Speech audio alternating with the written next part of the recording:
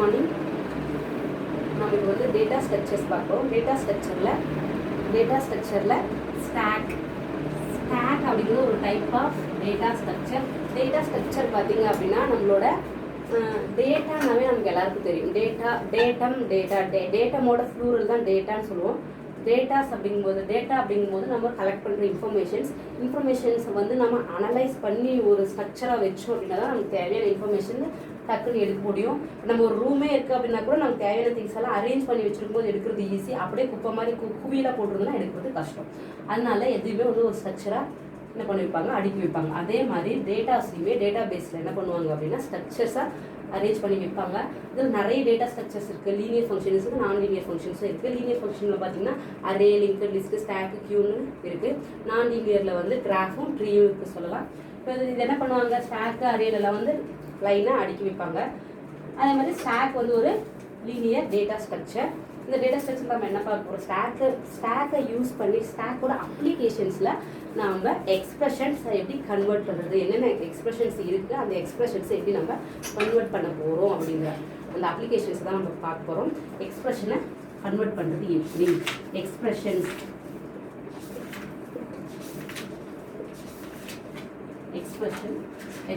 என்னென்ன எக்ஸ்பிரஷன் இருக்குது அப்படின்னா எக்ஸ்பிரஷனை வந்து கன்வெர்ட் பண்ணும். ஃபஸ்ட்டு என்ன மாதிரி எக்ஸ்பிரஷன்ஸ், அதாவது நம்ம சாதாரணமாக லைஃப்பில் யூஸ் பண்ணும்போது வந்து 1 + 3 2 + 4, அதாவது இது ஒரு வேரியபிள் இது ஒரு வேரியபிள்னு வச்சுன்னா கூட A + B C + D இந்த மாதிரி தான் யூஸ் பண்ணுவோம். இந்த ஒரு ஸ்ட்ரக்சர் தான் நம்ம வந்து யூஸ் பண்ணுவோம். ஆனால் கம்ப்யூட்டருக்குள்ளே இந்த ஒரு ஸ்ட்ரக்சர் தான் இருக்கா அப்படின்னா இல்லை. இதை வந்து இன்ஃபிக்ஸ் அப்படின்னு சொல்லுவாங்க. அதாவது இன்ஃபிக்ஸ் 3 டைப் ஆஃப் எக்ஸ்பிரஷன்ஸ் இருக்குது. இன்ஃபிக்ஸ் எக்ஸ்பிரஷன், போஸ்ட்ஃபிக்ஸ் எக்ஸ்பிரஷன், தென் ப்ரிஃபிக்ஸ் எக்ஸ்பிரஷன். அதாவது இன்ஃபிக்ஸ் அப்படிங்கிறது நம்ம நார்மலாக அரித்மெட்டிக்கில் யூஸ்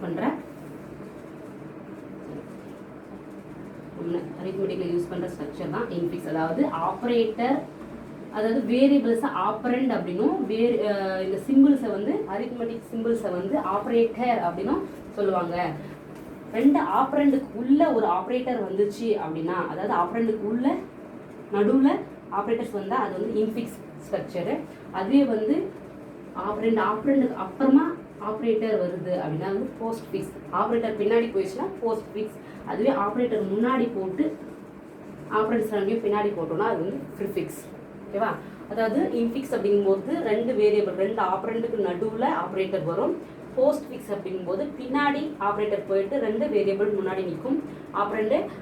ப்ரீஃபிக்ஸ் அப்படிங்கும்போது சிம்பிள், அதாவது ஆப்ரேட்டர் முன்னாடி வந்துட்டு 2 ஆப்ரண்ட் பின்னாடி நிற்கும். இதுதான் வந்து இந்த இன்ஃபிக்ஸ், போஸ்ட்ஃபிக்ஸ், ப்ரிஃபிக்ஸோட ஸ்ட்ரக்சர். ஓகேவா? இந்த ஸ்ட்ரக்சரை சிஸ்டம்குள்ள இப்போ வந்து இது நம்ம சாதாரணமாக A + B ஆட் பண்ணிடுவோம். A B + B A + B அப்படிங்கும்போது நமக்கு தெரியாது. ஆனால் சிஸ்டம் இப்படி தான் ஒர்க் பண்ணுது. அப்போ சிஸ்டமில் ஒர்க் பண்ணும்போது இன்ஃபிக்ஸாக கொடுத்தா போஸ்ட்ஃபிக்ஸாகவும் ப்ரிஃபிக்ஸாகவும் கன்வெர்ட் பண்ணி அது ஒர்க் பண்ணணும். அதே வந்து போஸ்ட்ஃபிக்ஸாக இருக்கும்போது இன்ஃபிக்ஸாகவும் ப்ரிஃபிக்ஸாகவும் கன்வெர்ட் ஆகணும். அப்போ அந்த மாதிரி கன்வர்ஷன்ஸ் செய்கிறதுக்கெல்லாம் என்ன யூஸ் ஆகுதுன்னா ஸ்டாக் யூஸ் ஆகுது. ஸ்டாக் வச்சு தான் இந்த கன்வர்ஷன்ஸ்லாம் நடக்குது. அதோட அப்ளிகேஷன் தான் இதெல்லாம் சொல்லலாம். அப்போ இப்போ இன்ஃபிக்ஸ் ஒரு எக்ஸ்பிரஷன் எடுத்துக்கலாம். A + B × C - D. இது ஒரு எக்ஸ்பிரஷன். இது என்ன எக்ஸ்பிரஷன் அப்படின்னா நடுவில் ஆப்ரேட்டர் இருக்கிறதுனால இது ஒரு இன்ஃபிக்ஸ் எக்ஸ்பிரஷன் சொல்லலாம். ஓகேவா? இந்த இன்ஃபிக்ஸ் எக்ஸ்பிரஷனை எப்படி போஸ்ட்ஃபிக்ஸ் எக்ஸ்பிரஷனாக கன்வெர்ட் பண்ணலாம் அப்படிங்கிறத பார்க்கலாம். இதுக்கு ரூல்ஸ் இருக்குது, அல்காரிதம் இருக்குது, ப்ரோக்ராமபிள் அல்காரிதம்ஸ் இருக்குது. அல்காரிதம் என்ன சொல்லியிருப்பாங்க, இதோட ரூல் என்ன அப்படின்னா எப்போ ஒரு எக்ஸ்பிரஷனை நாம் கன்வெர்ட் பண்ணுறதா இருந்தாலும் லெஃப்ட் டு ரைட் ரீட் பண்ணிகிட்டே வரணும். ஃபஸ்ட் டைம் வந்து லெஃப்ட் டு ரைட் ரீட் பண்ணணும். அட் அ டைமில் ஒரு கேரக்டரை தான் நம்ம ரீட் பண்ணணும். ரீட் பண்ணும்போது வர சிம்பிள்ஸை வந்து ஸ்டாக்கில் போடணும். வர ஆப்ரண்ட்ஸை வந்து போஸ்ட்ஃபிக் எக்ஸ்பிரஷனில் போட்டுடணும். இதுதான் வந்து ரூல்ஸு. இப்போ நம்ம எக்ஸாம்பிள் பார்த்தோன்னா தெரியும். இந்த இன்ஃபிக்ஸை வந்து நம்ம போஸ்ட்ஃபிக்ஸை கன்வெர்ட் பண்ணலாம். அதாவது இன்ஃபிக்ஸை போஸ்ட்ஃபிக்ஸை நம்ம இப்போ கன்வெர்ட் பண்ணுவோம். ஓகேவா? ஏன்னா ஃபர்ஸ்ட் ரூல் லெஃப்ட் இருந்து ரைட்டு அதாவது ரீட் பண்ணணும். ஒரு டைமில் ஒவ்வொரு கேரக்டர், இது ஒரு கேரக்டர், இது ஒரு கேரக்டர், இது ஒரு கேரக்டர், இது ஒரு கேரக்டர்.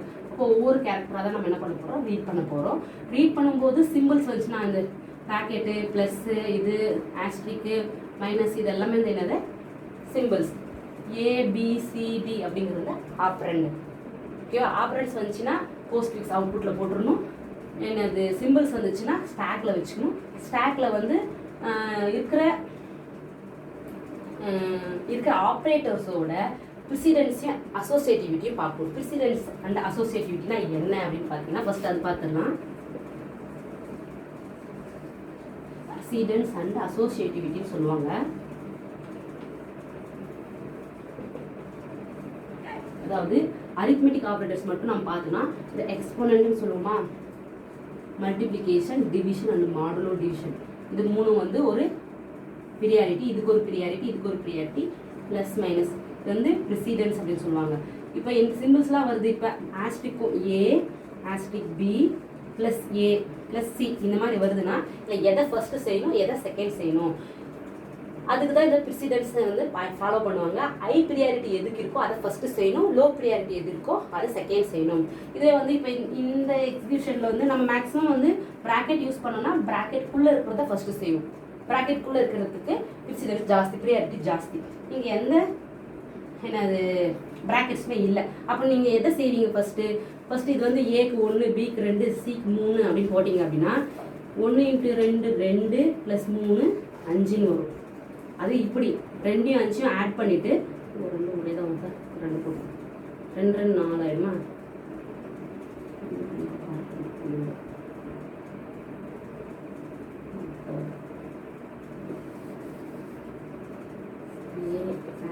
பி எஸ்சி இதுக்கு வந்து ஒரு 10, இதுக்கு ஒரு 6, இதுக்கு ஒரு 5 உங்களுக்கு ஒரு சிக்கு பார்த்தீங்கன்னா இதை பண்ணிவிட்டு அதுக்கப்புறம் இதை பண்ணிங்கன்னா 60 - 5 என்ன வருது 55 வருது.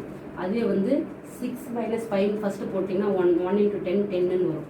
அப்போது நீங்கள் மாற்றி செய்யும்போது ஆன்சர் மாறுது. அப்போ எதை ஃபஸ்ட்டு செய்யணும் எதை செகண்ட் செய்யணும் ரூலை ஃபாலோ பண்ணால் தான் சரியான ஆன்சர். இப்போ வந்து 55ம் நம்ம போட்டது படி பார்த்தா கரெக்டுன்னு சொல்லலாம், 10ம் கரெக்டுன்னு சொல்லலாம். ஆனால் ரூல் படி பார்த்தீங்கன்னா இது கரெக்டாக இது ரெண்டில் எது சரியான வேல்யூனா அதுதான் இந்த ப்ரிசிடென்ஸ் அண்ட் அசோசியேட்டிவிட்டி ரூலை ஃபாலோ பண்ணணும். அந்த ப்ரிசிடென்ஸ் அசோசியேட்டிவிட்டி ரூலில் பார்த்தீங்கன்னா மல்டிப்ளிகேஷனுக்கு ஹை ப்ரியாரிட்டி ப்ளஸ், அதாவது இதுக்கு ஹை ப்ரியாரிட்டி 1, ப்ரியாரிட்டி 2, ப்ரியாரிட்டி 3, இது ஹை ப்ரியாரிட்டி, இது லோ ப்ரியாரிட்டி. அப்போ இது ரெண்டு இது ஹை ப்ரியாரிட்டினா இது. அப்போ ஃபர்ஸ்ட் மல்டிப்ளிகேஷன் தான் பண்ணணும். மல்டிப்ளிகேஷன் பண்ணிவிட்டு அதுக்கப்புறம் வர ஆன்சர்லேருந்து என்ன பண்ணணும்னா சப்ராக்ட் பண்ணணும். இதுதான் வந்து ப்ரிசிடென்ஸ் அண்ட் அசோசியேட்டிவ் ரூல். இந்த ரூலை ஃபாலோ பண்ணி தான் நம்மளோட எக்ஸ்பிரஷன்ஸை நம்ம சால்வ் பண்ணணும், எவால்வேட் பண்ணணும் எப்போவுமே. அதனால தான் அதே மாதிரி அசோசியேட்டிவிட்டின்றது என்ன அப்படின்னு பார்த்தீங்கன்னா ரெண்டுக்குமே ஈக்குவலான ப்ரிசிடென்ஸ் இருக்கிற வந்துருச்சு.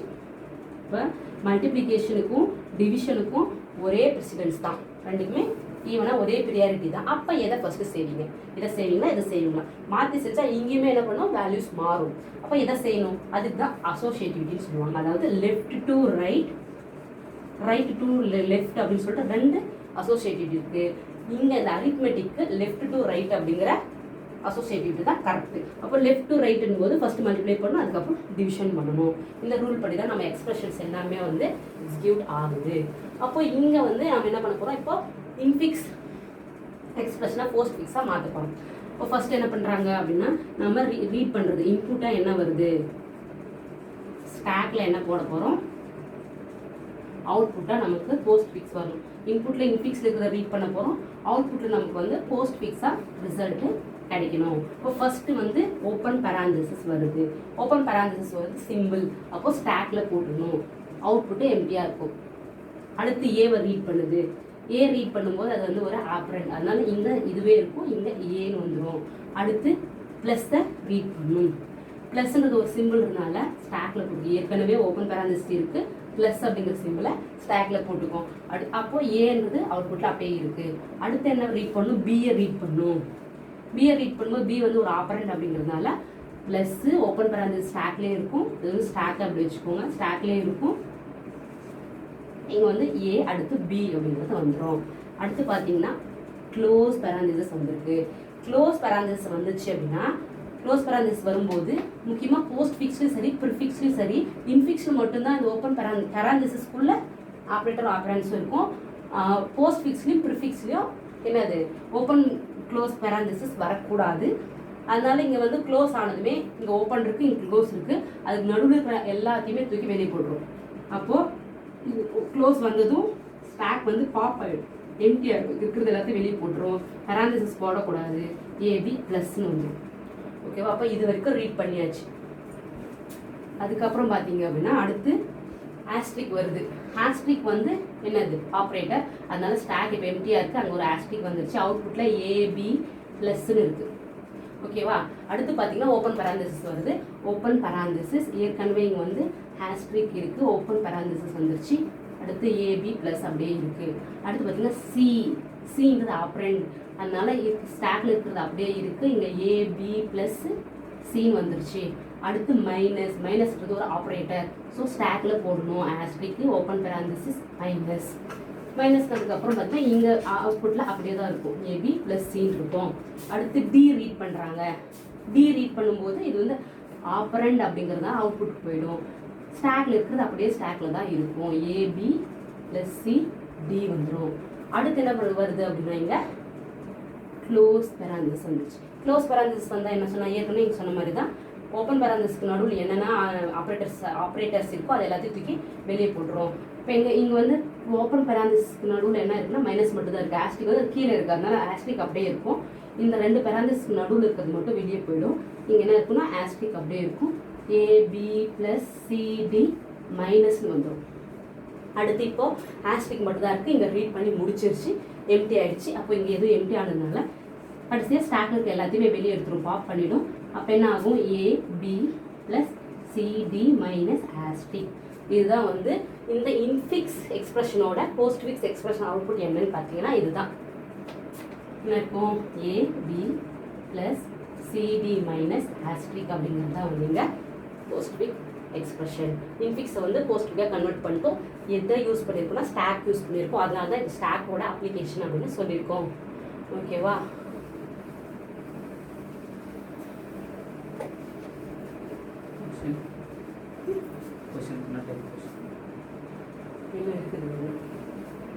இப்போ வந்து பார்த்தீங்க அப்படின்னா இது வந்து postfix A B plus CD minus asterisk இருக்கு, இது போஸ்ட்ஃபிக்ஸ். இப்போ இந்த போஸ்ட்ஃபிக்ஸை இன்ஃபிக்ஸ் ஆகும் ப்ரிஃபிக்ஸ் ஆகும் நம்ம என்ன பண்ணலாம் அப்படின்னா கன்வெர்ட் பண்ணுறது ரொம்ப ஈஸி. எப்படி பார்க்கணும் அப்படின்னா ஃபஸ்ட்டு எடுத்ததுமே லெஃப்ட்லேருந்து ரைட்டில் போகும்போது ஆப்பரண்ட் ஆப்ரேட்டர் இந்த ஸ்ட்ரக்சர் எங்கே வருது, ஃபர்ஸ்ட்ல வரலாம், நடுவில் வரலாம், எங்கே வேணாலும் வரலாம். அப்போ அந்த ஸ்ட்ரக்சர் எங்கே வருதுன்னு பார்க்கணும். இதில் பார்த்தீங்கன்னா ஃபர்ஸ்ட் எடுத்ததுமே அந்த ஸ்ட்ரக்சர் வருது. அப்போ என்ன பண்ணணும்? இப்போ நம்ம வந்து இன்ஃபிக்ஸ் பண்ண போகிறோம், போஸ்ட்ஃபிக்ஸ் டு இன்ஃபிக்ஸ். இது அப்போ என்ன பண்ணா இந்த ஆப்ரேட்டர் தூக்கி நடுவில் போட்டுருவோம், ஏன்னா இன்ஃபிக்ஸில் வந்து நடுவில் தான் ஆப்ரேட்டர் இருக்கும், அதனால இது போட்டோம். ஓகேவா? அடுத்த மெத்தடெல்லாம் அப்படியே இருக்கும். இப்போ அடுத்து பார்க்கணும், இதை முடிச்சிட்டோம். இப்போ இங்கிருந்து நம்ம ஸ்கேன் பண்ணி பார்க்கணும். இங்கே பார்க்கும்போது ரெண்டு ஆப்ரேட்டர் ஒரு ஆப்ரண்ட் இங்கே இருக்குது. அப்போ இதை நம்ம என்ன பண்ணணும்னா இன்ஃபிக்ஸாக கன்வெர்ட் பண்ணணும். ப்ளஸ் பி அடுத்து என்னன்னா சி மைனஸ் டின்னு வந்துடும். இப்போ ஆஸ்ட்ரிக் அப்படி இருக்குது. அப்போ இது பார்த்தீங்கன்னா இது ஒரு ஆப்ரண்ட், இது ஒரு ஆப்ரண்ட், ஒரு ஆப்ரேட்டர் ஸ்ட்ரக்சரில் இருக்குது.